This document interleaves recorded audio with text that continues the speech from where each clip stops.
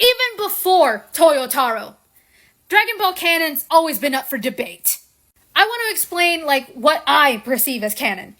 How I see it is that all the movies, all the games, everything, I just consider it its own, separate timeline. That's how I see it.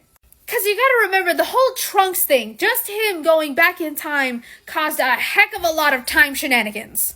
Because you gotta remember, there isn't one, there isn't two, there's 3 separate timelines that we know of in the Prime show.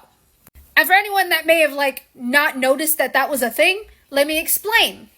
Now, Trunks, before he ever goes back in time, the Prime timeline was with all the Z Fighters and Goku being dead, and the androids taking over. That was, the first timeline.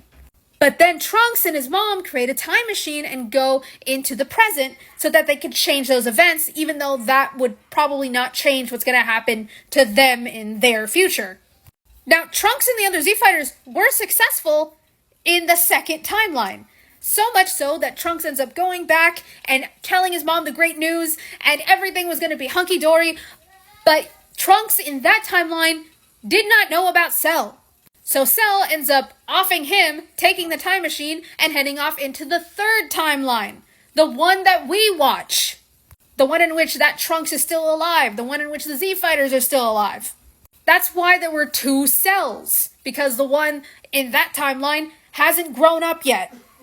Now, because there was 3 timelines in that freaking show alone, you could just imagine that there is probably a concave of different timelines and events, especially when we take in the freaking time rings into the scenario.